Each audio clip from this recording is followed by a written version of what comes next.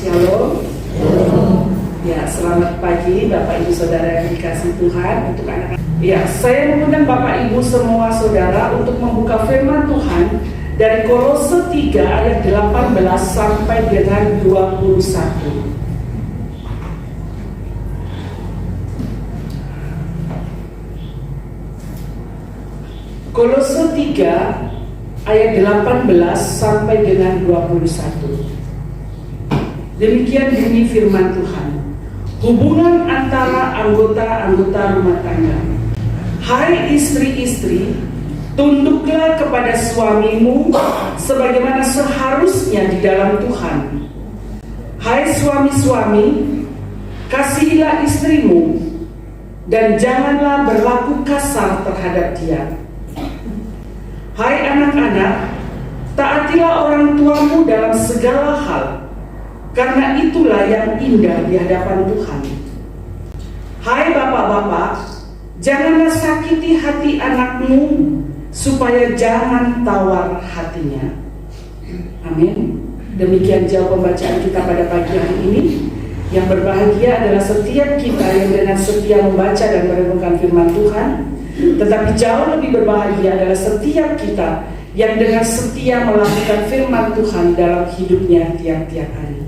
Ibu bapak saudara yang dikasihi Tuhan, seorang psikolog sering menyampaikan di dalam ceramahnya begini, rumah adalah istanaku. Ya. Dan dilanjutkan, keluarga adalah hidupku. Artinya apa? Rumah harusnya menjadi sesuatu yang indah bagi setiap anggota keluarga.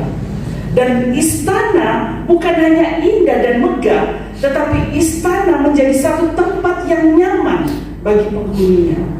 Begitulah satu gambaran yang diberikan kepada kita oleh seorang psikolog yang mengatakan bahwa rumahku adalah istanaku, di mana anggota keluarga merasa nyaman di situ. Dan keluargaku adalah hidupku. Nah, Bapak Ibu Saudara yang dikasihi Tuhan, tema kita pada pagi hari ini yaitu relasi dengan keluarga.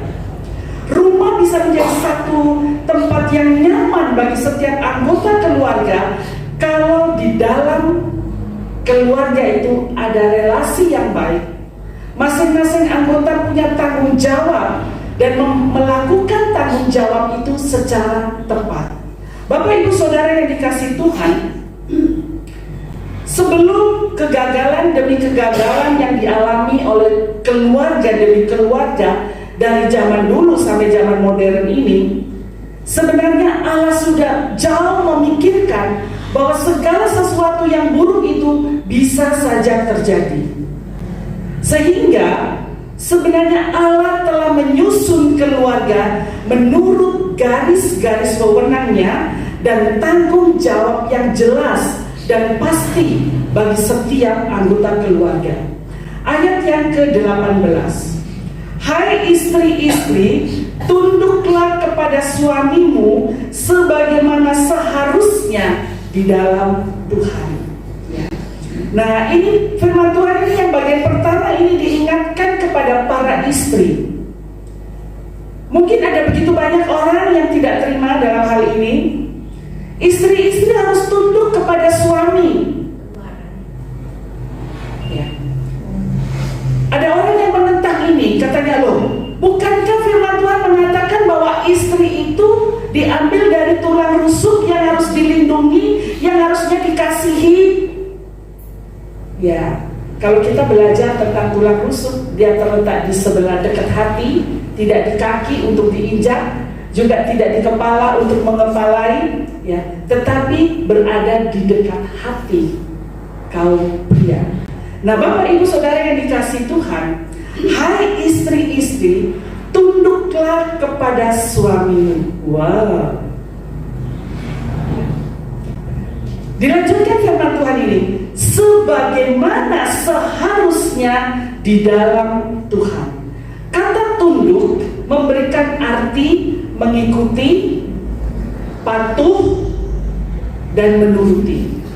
Bapak Ibu, kata tunduk bagi seorang ibu itu mempunyai peranan sekaligus tanggung jawab yang khusus dalam keluarga. Sebagai wanita, seorang wanita harus mampu menyadari akan kepribadiannya, mampu menghargai keberadaannya sebagai seorang wanita. Dia harus mampu menyadari tentang pribadi dia sebagai wanita. Dan dia juga harus mampu menghargai kewanitaannya ini. Bapak Ibu Saudara yang dikasihi Tuhan, sejak manusia jatuh ke dalam dosa, keadaan manusia itu hancur. Ya, kita kembali kepada penciptaan. Semuanya hancur, moralnya hancur, mentalnya hancur, kepribadiannya hancur. Termasuk kaum wanita. Itu sebabnya kaum baik wanita ataupun laki-laki itu membutuhkan pemulihan. Termasuk ibu-ibu itu membutuhkan pemulihan. Di dalam memasuki pernikahan, di dalam memasuki keluarga, seorang wanita membutuhkan pemulihan di hadapan Tuhan. Ketika seseorang ini dipulihkan, seharusnya dia menyadari akan pribadinya. Dia mampu menyadari bahwa dia seorang wanita yang dipulihkan. Dia seorang wanita yang dihargai keberadaannya. Ketika seorang wanita menyadari hal ini, maka wanita itu tidak perlu segan lagi untuk melakukan tugasnya sebagai wanita dalam keluarga, yaitu melayani keluarganya. Ketika seorang wanita itu tahu bahwa dirinya berharga, sekalipun dia berada di dapur, dia tetap percaya diri bahwa apa yang saya lakukan ini adalah pelayanan saya, panggilan saya sebagai wanita untuk keluarga saya.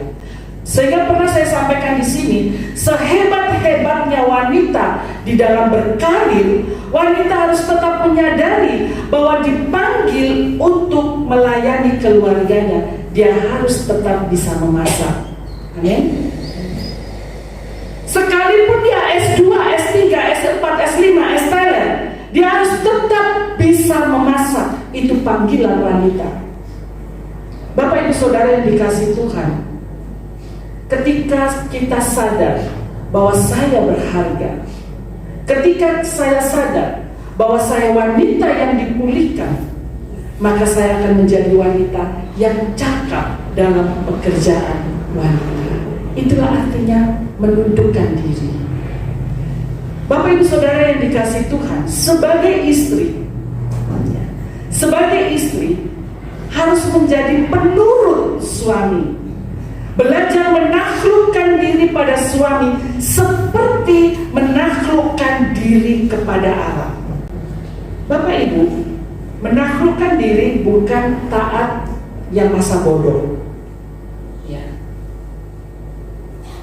Menaklukkan diri tunduk kepada suami itu bukan berarti taat, kata orang Manado ya. Bukan taat bodoh-bodoh. Ya. Bukan masa bodoh, yang penting jalan, bukan. Tetapi tunduk kepada suami itu memberikan pengertian bahwa seorang wanita ini punya peran di dalam keberhasilan kaum pria, yaitu dia punya tanggung jawab menjadi penasehat bagi suaminya. Ya, seorang wanita, seorang istri harus bisa menjadi penasehat bagi suaminya. Tetapi tetap kita harus catat, keputusan akhir itu pada suami. Ya. Kita menasehati, kita memberikan masukan dengan pertimbangan-pertimbangan yang harus kita cerdas. Tetapi kita kembali mengembalikan keputusan itu bukan pada wanita, tetapi keputusan itu kita serahkan kepada para kaum bapak.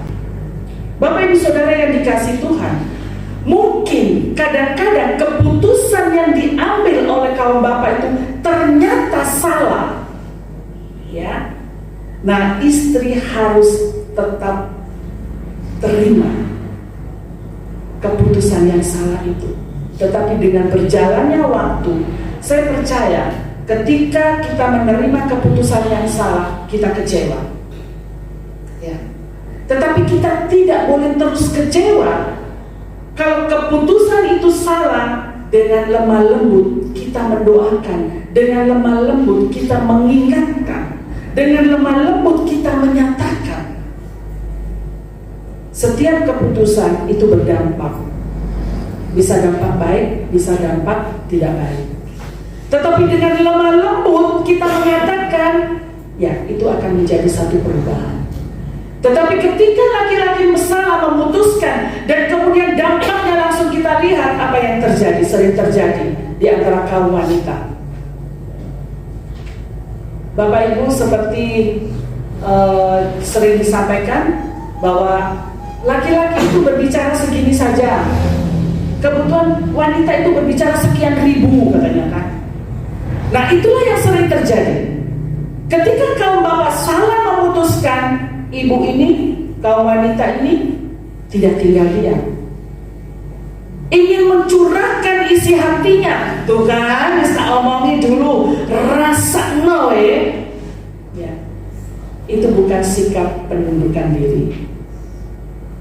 Penundukan diri kita tetap menghargai sekalipun keputusan itu salah. Tetapi dengan lemah lembut kita menasehati, dengan lemah lembut kita mendoakan walaupun dalam kekecewaan. Jadi Bapak Ibu, peranan istri yang tunduk pada suami itu tidak mematikan kepribadiannya sendiri. Sebaliknya, tunduk pada suami itu memberikan tempat peluang bagi istri itu bisa berkembang. Ya, contohnya saja, kalau kita mau berkembang sebagai wanita, bukan berarti kita tidak boleh berkarir, apalagi zaman sekarang ini ya.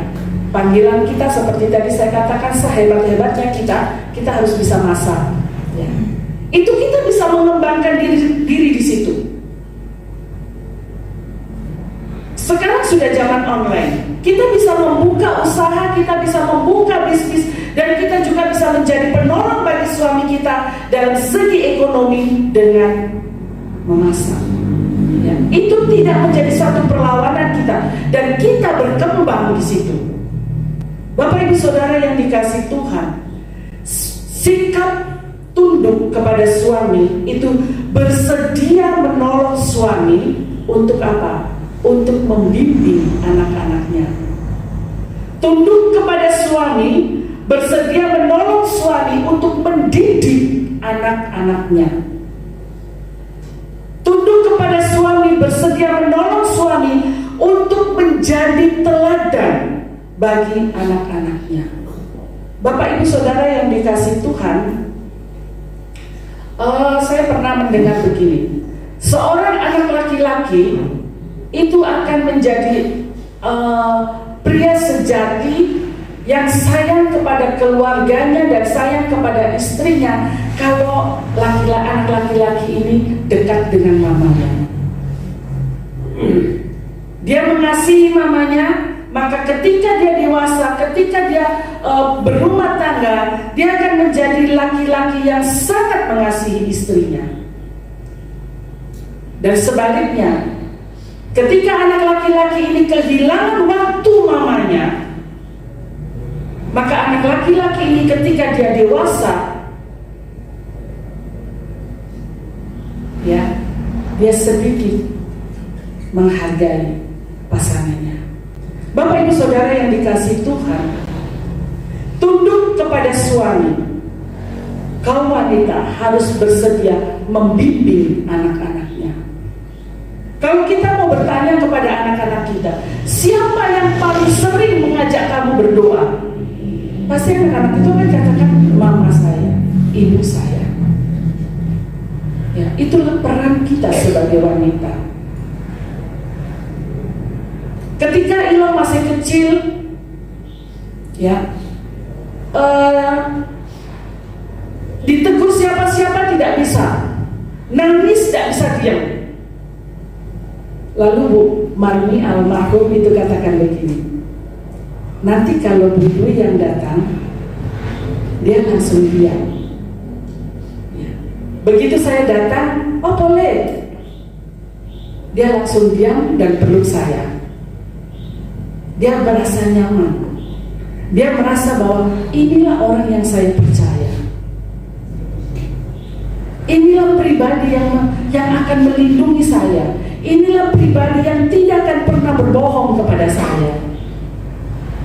Bapak Ibu Saudara yang dikasihi Tuhan, bersedia menolong suami di dalam mendidik anak-anaknya. Bersedia menolong suami untuk menjadi teladan bagi anak-anaknya. Jadi kesimpulannya, seorang istri dalam keluarga Kristen mempunyai peranan yang sangat penting dalam hidup suaminya atau keluarganya. Seorang istri bagi suaminya dapat dipercaya. Seorang istri yang tunduk kepada suaminya adalah seorang istri yang dapat dipercaya oleh suaminya sebagai penolong yang sepadan dan setia. Seorang istri itu penting bagi suaminya karena apa? Wibawa suaminya ditentukan oleh keluhuran budi atau keluhuran sikap seorang istri. Saya ulang sekali lagi. Wibawa suaminya ditentukan oleh keluhuran sikapnya sebagai istri. Dan yang ketiga, seorang istri yang tunduk kepada suaminya, dia punya peran penting, yaitu bagi anak-anaknya. Dia adalah seorang pembimbing yang dapat dipercayai dan dapat menjadi teladan yang terpuji. Dapat dipercayai bahwa inilah ibuku, inilah mamaku yang tidak mungkin berbohong kepada saya. Inilah teladan saya. Inilah figur saya. Ketika saya dewasa nanti, saya akan mau menjadi seperti dia. Bagaimana kalau kita menjadi wanita yang tidak pas? Bapak Ibu, ketika anak-anak kita bangga dan ketika anak-anak kita ingin menjadi seperti kita, kaum wanita, itulah satu kebanggaan kita. Ketika anak laki-laki katakan, saya mau mencari wanita yang seperti mama, berarti kita menjadi figur mama yang baik untuk anak-anak kita. Bapak Ibu Saudara yang dikasihi Tuhan, istri yang tunduk kepada suaminya itu memperoleh tugas yang diberikan Allah untuk membantu dan tunduk pada suaminya, yaitu dia punya kewajiban. Kewajibannya meliputi apa? Seorang wanita harus mempunyai kasih untuk suami dan anak-anaknya. Seorang wanita harus punya hormat kepada suami dan anak-anaknya. Seorang wanita yang tunduk, dia bersedia membantu suaminya. Bahkan dikatakan di sini, dia bersedia menjaga kesuciannya. Dia bersedia mengembangkan roh yang lemah lembut dan tenang, menjadi seorang ibu, seorang istri yang dapat mengatur rumah tangga. Tunduknya seorang istri kepada suaminya, Bapak Ibu, dilihat oleh Allah sebagai ketaatan kita kepada Kristus. Ya, ini yang harusnya menusuk hati kita kaum wanita. Mungkin kadang-kadang kita berpikir, wong gak bener loh kata tunduknya apa, ya. Tapi di sini dikatakan tunduknya seorang istri kepada suaminya dilihat oleh Allah sebagai ketaatannya kepada Kristus. Kalau mungkin kita katakan, tapi suamiku nggak benar loh, itu urusan dia dengan Tuhan. Tuhan akan berurusan dengan dia. Dan kemudian secara singkat saya akan sampaikan di sini. Hai suami-suami, kasihilah istrimu dan janganlah berlaku kasar terhadap dia. Ya, saya sedikit menyampaikan di sini. Satu peringatan kepada kaum bapak. Kasihilah istrimu, seperti tadi saya katakan. Kaum bapak harus bisa menolong istri untuk istri itu mampu menyadari bahwa dirinya berharga. Seorang bapak harus bisa menciptakan di dalam keluarga itu bahwa istriku, mama dari anak-anakku, ini adalah wanita yang berharga. Ini adalah wanita yang penting di dalam hidup kami. Maka kaum bapak akan memunculkan hati seorang wanita menjadi ibu yang ideal bagi anak-anak. Tetapi kalau seorang bapak berlaku kasar kepada istri atau kepada anaknya, maka nilai bapak itu akan berkurang. Ya. Saya pernah tinggal di satu keluarga itu katakan begini, sebelum menikah ada satu perjanjian yang saya lakukan kepada suami saya. Ya. Dua-duanya orang pintar, dua-duanya orang profesi. Dia katakan begini, setelah kita menikah atau sebelum kita menikah pun, jangan pernah kamu taruh tanganmu untuk menampar saya. Jangan pernah kamu kasar kepada tubuh saya. Ketika kamu kasar kepada tubuh saya, saat itu juga saya akan pergi tinggalkan kamu. Yang perjanjian itu dilakukan sebelum ada pernikahan.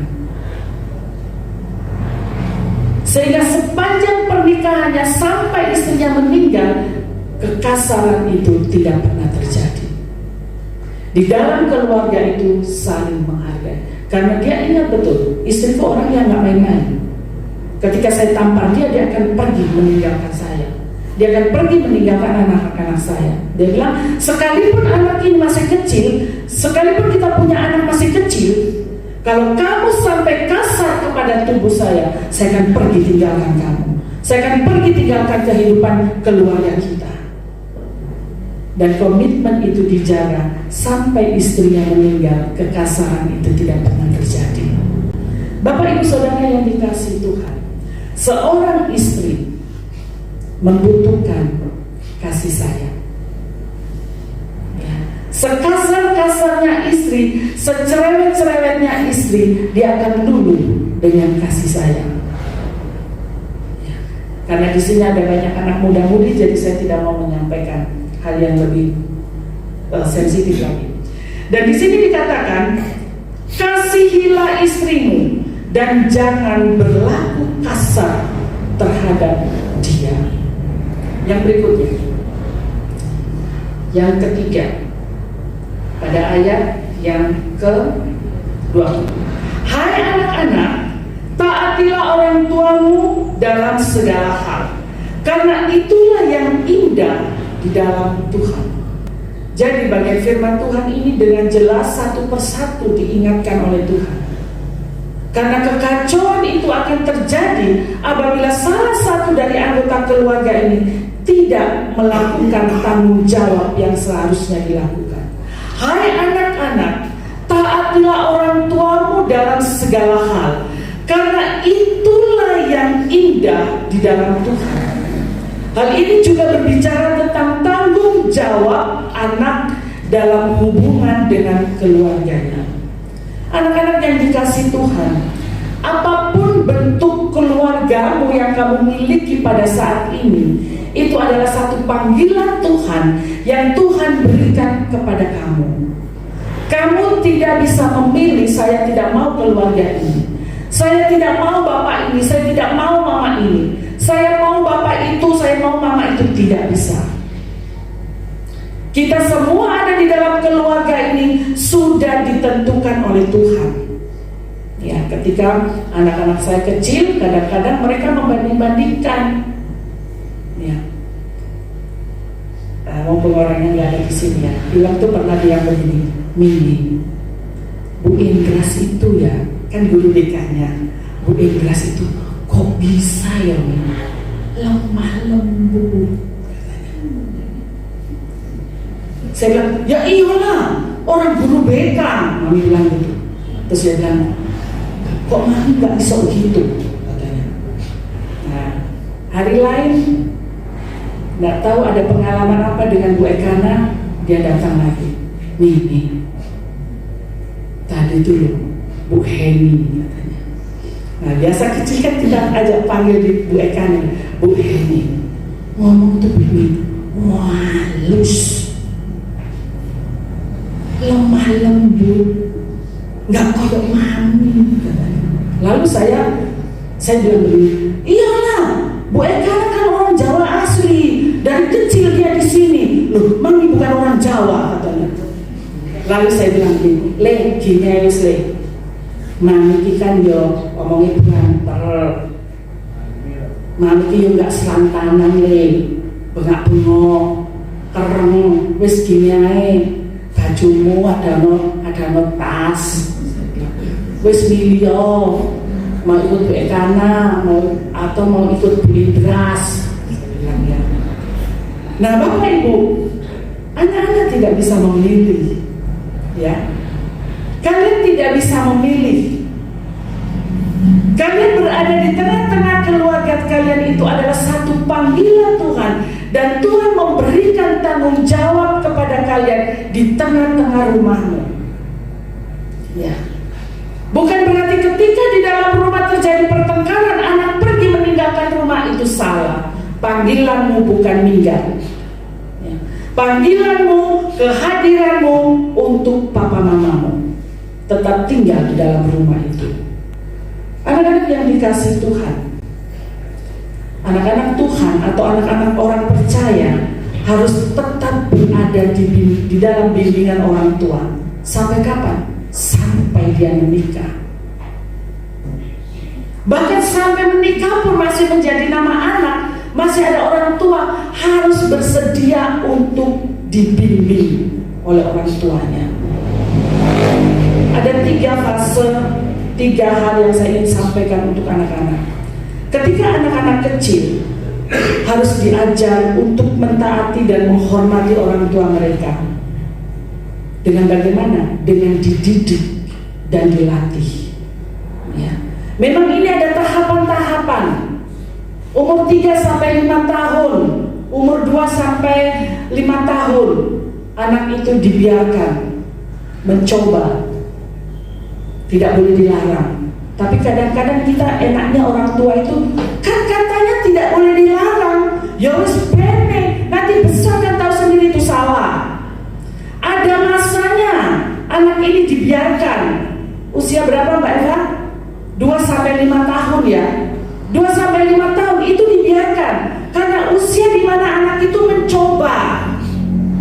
Jadi diawasi, mencoba pegang pisau, diawasi. Ya, kalaupun ada kata jangan, itu ada penjelasan. Anak mencoba menggambar, tidak dilarang. Gak usah pegang pensil itu, gak usah pegang pisau, gak usah pegang ban, gak usah hujan-hujan, semua gak usah. Anak itu akhirnya tidak melakukan apa-apa dan dia akan menjadi anak yang pasif. Nah usia itu dibiarkan, dia mencoba, biarkan dia untuk mencari tahu. Oh kalau aku makan begini jatuh nasinya, kalau aku sendok begini itu bisa begini, kalau aku mau makan dengan air bisa begini. Biarkan kita melihat saja. Kalaupun sudah terjadi sesuatu yang salah, ada penjelasan.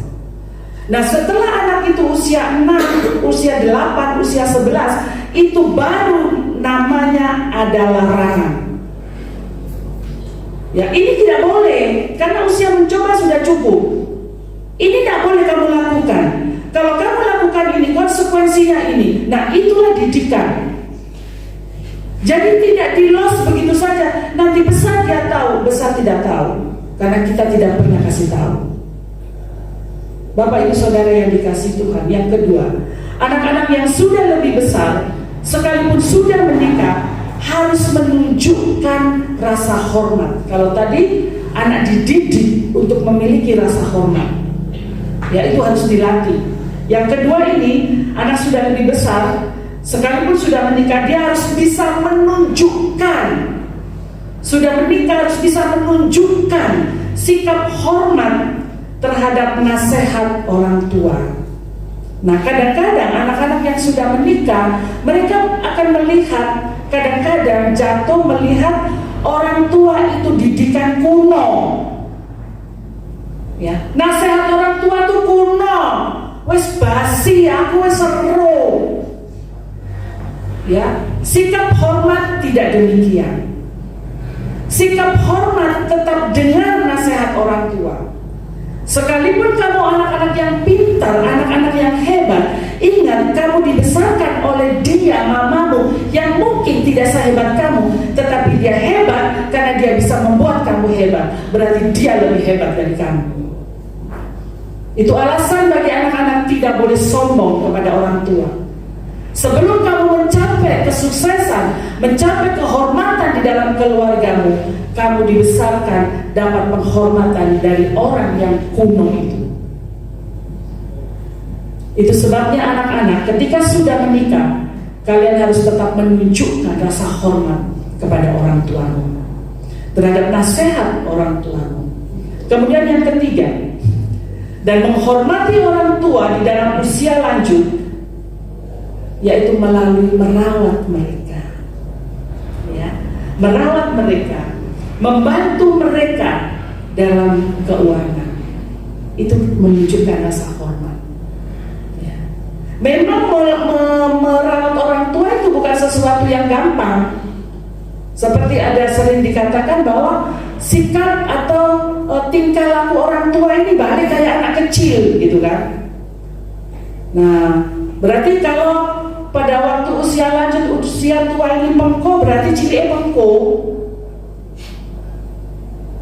Tapi kita harus ingat, sebelum kita menjadi besar, menjadi tua seperti ini, kita menjadi bayi, menjadi kecil yang dibesarkan oleh orang tua itu. Waktu dia membesarkan kita sangat-sangat lama. Bisa kita menikah mungkin 25 tahun, umur 28 tahun, ya. 28 tahun dia membimbing kita, membesarkan kita, merawat kita, nomboi kita. Ya. Ketika orang tua membesarkan anak-anaknya, anaknya dikasih makan Kentucky, orang tua tinggal lihat. Senang lihat anaknya makan, apakah dia tidak ingin makan? Dia ingin makan, tapi duitnya nggak cukup. Dia lihat anaknya makan. Anaknya katakan, makan ini loh bu, makan nih, makan mah, wes kenyang. Padahal yang perutnya keluar-keluar. Ya, 28 tahun dia berkorban untuk anak-anaknya. Dan ketika orang tua itu sudah lanjut usia, dia sudah papa, tidak lama kita merawatnya, betul? Tidak sampai 28 tahun. Ya. Pada waktu kalian bayi, orang tua tidak perhitungkan rasa jijik. Ya. Kalaupun popoknya basah tengah malam, dia bangun, gantikan itu. Kalian pup, bau-bau yang belepotan, tangannya juga, tangan orang tuamu membersihkan itu. Dan kalian harus siap ketika orang tuamu nanti menjadi seperti kamu pada masa bayi, kamu harus mau melakukan itu. Itu rasa hormatmu kepada orang tuamu. Tidak lama, paling lama 10 tahun, itu lama sudah. Tapi dia berjuang untuk kalian 28 tahun. Sebelum kalian bisa berdiri dan punya keluarga, punya istri yang memperhatikan kamu. Siapa yang memperhatikan kamu? Mamamu yang tua itu, bapakmu yang tua itu, yang mungkin tidak pandai komputer, yang mungkin tidak pandai pegang HP, tetapi dia yang berjasa membuat kamu pandai komputer. Ya, tolong dia, rawat dia ketika dia sudah papa, dan bantu dia dalam keuangannya. Karena dulu dia berjuang tanpa hitung-hitung, dia berikan semua miliknya kepadamu. Dan sekarang jangan hitung-hitung kamu berikan kepada orang tuamu. Karena dari situlah kamu menjadi seperti saat ini. Kemudian yang berikutnya, anak-anak yang menghormati orang tuanya, firman Tuhan katakan apa? Akan diberkati oleh Allah di dunia ini dan juga di dalam kekekalan. Anak-anak mau diberkati Tuhan? Mau diberkati Tuhan? Mari kita belajar menghormati orang tua kita.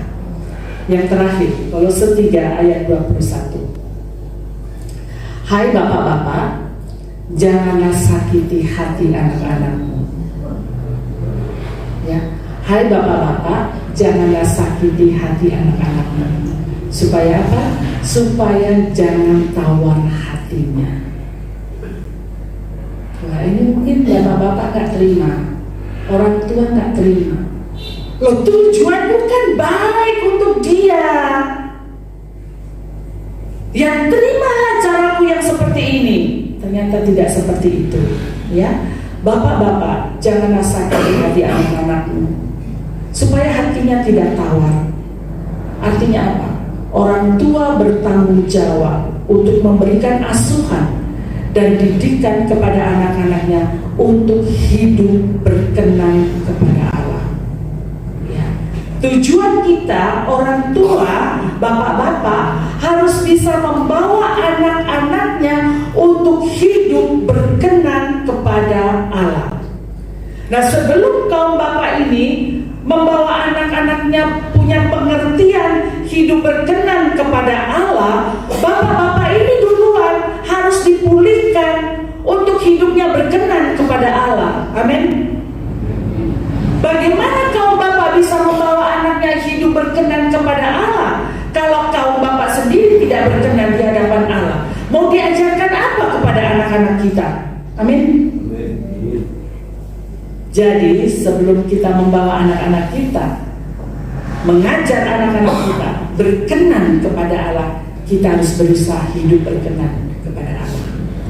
Bapak ibu saudara yang dikasih Tuhan, kaum bapak, hati orang tua harus tertuju kepada hati anaknya. Nah, hati orang tua harus tertuju kepada hati anaknya. Artinya apa? Oh, foto sing dikarepno anakku ini. Hatine anakku ini piye to? Sebenarnya terjadi apa dengan hati anakku ini? Bapak-bapak harus mampu melihat itu. Terjadi perubahan-perubahan kepada anak-anak kita, bapak-bapak harus tahu itu. Harus bisa tahu. Berarti apa? Harus perhatikan khusus anak-anak kita. Anak-anak membutuhkan perhatian khusus. Ketika hati kita dekat dengan hati anak kita, maka suara itu tidak akan keras. Tetapi ketika fisik kita dekat dengan anak kita, tetapi hati kita jauh dari anak kita, maka yang ada apa? Suara itu keras, sekalipun itu dekat fisik kita. Kaum bapak harus tahu hati anaknya. Untuk apa kita dekat dengan hati anak kita? Untuk apa hati kita tertuju kepada hati anak kita? Untuk membawa hati anak kita kepada Kristus. Contohnya begini. Ketika anak-anak kita melakukan satu kesalahan yang fatal, dikatakan bahwa bapak-bapak jangan sakiti hati anakmu. Artinya apa? Bapak-bapak harus bisa mendekati anak-anaknya. Kesalahan ini karena apa? Bukan langsung anak itu ditolak. Anak itu diterima dalam kesalahannya. Diterima dalam tanda petik ya. Diterima dalam kesalahannya. Hatinya dirangkul oleh kita. Untuk apa? Untuk kita bisa bawa hatinya kepada Sang Juru Selamat. Jangan langsung kita katakan kamu anak bodoh, kamu anak yang tidak ada perhitungan, kamu anak yang bebal. Sekalipun iya itu anak bebal, tapi jangan diucapkan. Karena ketika kita mengucapkan itu akan terjadi dinding yang sangat tebal yang tidak bisa ditembus oleh bapak terhadap anak-anaknya. Sekalipun anak kita melakukan kesalahan, hati kita tertuju kepada hatinya dan kita bisa merangkul dia, kita bawa dia kepada Tuhan. Ada seorang pengkhotbah besar, saya kemarin mendengar di YouTube, ada satu ketertekanan bagi bapak pendeta ini bersama dengan anak-anaknya. Anaknya itu membawa saya kurang tahu persis namanya itu rokok elektrik itu yang bisa diisi buah-buah itu, rasa buah ya. yang bisa aroma buah-buah itu ya, cairan-cairan itu kan. Nah, ketika anak itu pegang itu, anak itu katakan begini, papanya lihat, hati papanya pasti hancur. Dia katakan, hati saya hancur. Dia katakan di jemaat Tuhan, di khotbahnya, hati saya hancur ketika saya melihat anak saya itu. Tapi saya tidak menunjukkan kehancuran hati saya depan anak saya, katanya. Dia katakan begini, hai, kamu bawa apa itu? Coba papa lihat dulu. Ini loh pak, oh baunya sedap ya. Ini bisa diisi apa saja ya, katanya. Dia coba tanya-tanya ke anaknya, padahal hatinya hancur bapak ibu. Oh jadi kalau beli begini harga berapa ya? Nah terus enaknya bagaimana ya? Kira-kira kalau papa coba boleh nggak? Anaknya katakan begini, jangan papa jangan coba ini. Kenapa papa nggak boleh coba? Katamu enak, katanya. Jangan pak, ini biar aku saja yang coba, biar aku saja yang pakai. Papa itu biarlah tetap hidup di dalam kekudusan. Nah disitulah orang tua bisa masuk. Berarti kamu sedang tidak kudus ya. Berarti anak itu sadar. Tetapi satu poin, ketika anak itu berani mengungkapkan kepada papanya, berarti anak itu percaya bahwa papanya terima. Dengan penerimaan itu, papa terus berdoa, papa terus mendekati, dan papa terus berdoa. Dia berharap ini, satu waktu Tuhan akan jamah anak saya. Amin. Amin. Bapak Ibu, ketika kita melihat anak-anak kita melakukan kesalahan, jangan ditolak. Dia butuh diterima. Sama seperti kita. Ketika kita salah, kita butuh diterima. Betul? Anak-anak kita butuh diterima. Hati kita tertuju kepada dia sekalipun dia salah. Hati kita menerima dia. Tujuannya apa? Supaya hati ini bisa kembali dibawa kepada Sang Juru Selamat. Bapak Ibu Saudara yang dikasihi Tuhan, dalam membesarkan anak-anak, orang tua hendaknya tidak menunjukkan sikap pilih kasih. Ya. Harusnya orang tua bisa memberi dorongan dan teguran kepada anak. Saya mau sampaikan bahwa sikap pilih kasih dan membanding-bandingkan anak satu dengan yang lain itu menancapkan luka yang dalam di hati anak. Sekalipun memang anak kita ini benar, dia pantas untuk dibandingkan, dia tidak ada nilai, tetapi bukan itu yang diharapkan. Kalau kita ingin anak kita yang tidak bernilai ini kembali menjadi bernilai, karena Tuhan ciptakan dia bukan untuk tidak bernilai, tetapi Tuhan ciptakan dia untuk menjadi anak yang bernilai.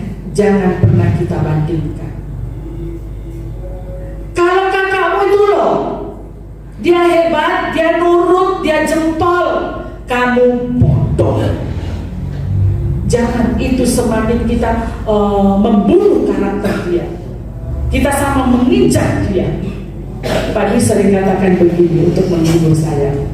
Ketika mendengar hal yang tidak baik untuk anak-anak, Pagi katakan begini, semua belum berakhir. Semua belum berakhir.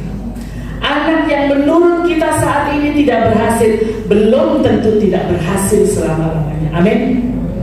Proses roda itu muter. Ya, seperti firman Tuhan katakan apa?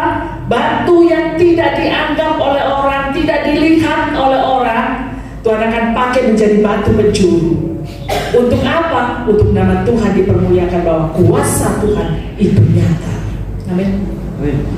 Tuhan tidak ciptakan orang bodoh, Tuhan tidak ciptakan orang gagal, dan Tuhan akan terus memberkati anak-anak orang yang takut akan Tuhan, tidak akan pernah berkekurangan. Amin.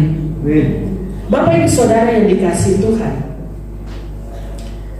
menghukum perbuatannya yang salah yang dilakukan dengan sengaja. Berikan hukuman kepada anak kita karena kesalahan yang dilakukan dengan sengaja. Tetapi kalau kesalahan itu dilakukan dengan tidak sengaja, beri teguran dia dan rangkul dia kembali. Dia butuh diterima. Bapak Ibu Saudara yang dikasihi Tuhan, mengabdikan kehidupannya dalam kasih kepada anak-anak mereka. Bapak-bapak yang dikasihi oleh Tuhan, jangan menyakiti hati anak-anakmu, jangan sakiti hati anak-anakmu, yaitu artinya mengabdikan kehidupan kita dalam kasih kepada anak-anak kita. Berikan hidup kita dalam kasih untuk anak-anak kita. Dan yang terakhir, kita bapak-bapak memiliki hati yang penuh belas kasihan, kemurahan, kerendahan hati, tidak ada kekerasan, artinya lemah lembut dan penuh kesabaran, mempunyai kepedulian terhadap anak-anak kita. Ya, menjadi satu rendah hati kita kalau melihat anak kita melakukan tidak seperti harapan kita. Ingat, ada pepatah katakan buah tidak jauh dari jatuh tidak jauh dari pohonnya. Jadi ada peran serta kita juga di situ kalau anak-anak kita salah. Betul tidak? Ya. Jadi mari kita penuh dengan belas kasihan kepada anak-anak kita. Dengan rendah hati berikan kelemah lembutan, peduli kepada anak-anak kita, karena itu yang dibutuhkan oleh mereka. Tapi ketika kita tidak peduli kepada mereka, maka hati anak-anak kita menjadi tawar. Ketika kita kasar kepada dia, maka anak kita akan tawar hatinya kepada kita. Saya berdoa untuk anak-anak di tempat ini punya hati yang penuh dengan pengampunan, ya, sehingga apa yang saya sampaikan ini tidak menjadi alasan. Itu kan kata firman Tuhan, kayak bapaknya kasar, terus gak usah, hatiku jadi tawar. Enggak, ya. Kalian adalah anak-anak yang sudah dipulihkan. Ya. Nah, Bapak Ibu Saudara yang dikasihi oleh Tuhan Yesus Kristus, tanggung jawab orang tua yaitu memberkati anak-anaknya. Ya, tanggung jawab orang tua memberkati anak-anaknya, bukan mengutuk anak-anaknya. Karena apa? Ketika anak-anak kita hidup dalam berkat, ada satu kebahagiaan bagi kita. Amin. Ketika anak-anak kita hidup dalam kutuk, harusnya menjadi satu penderitaan bagi kita. Itu sebabnya, untuk apa kita membuat diri kita menderita? Berkati saja anak-anak kita, berkati dia. Kalaupun dia seperti anak yang tidak ada harapan, katakan kepada Tuhan, Tuhan jamah anak saya, Tuhan jamah dia. Kita minta yang baik, gak mungkin Tuhan kasih yang jelek kok. Kita minta Tuhan jamah anak-anak kita, gak mungkin Tuhan biarkan, kan? Orang kita minta yang baik, Tuhan jamah anak saya, Tuhan buat anak saya berhasil, Tuhan buat anak saya bertobat. Itulah orang tua, berkati anak-anak kita. Apapun keadaan dia, sekalipun dia menjengkelkan, berkati dia. Dalam firman Tuhan ini menolong kita, memberkati kita, dan terus mengingatkan kepada kita peran kita sebagai orang tua, peran kita sebagai anak, peran kita sebagai istri, untuk dapat menciptakan rumahku adalah istanaku, sehingga semua anggota keluarga nyaman berada di rumah itu, nyaman tinggal bersama-sama. Ketika anak-anak tidak senang tinggal di rumah, ya, lebih dia senang tinggal di luar rumah, itu menjadi satu pertanyaan besar buat kita. Seharusnya menjadi satu keprihatinan buat kita. Ada apa dengan anak saya? Ada apa dengan rumah saya? Ada apa dengan peran saya? Sehingga anak saya tidak tahan di rumah, sehingga anak saya lebih mencintai komunitasnya. Ya, biarlah firman Tuhan ini menolong kita. Mari kita bersama-sama menaruh diri kita pada peran kita yang tepat. Mari kita berdoa. Terima kasih, Gusti Yesus memberkati.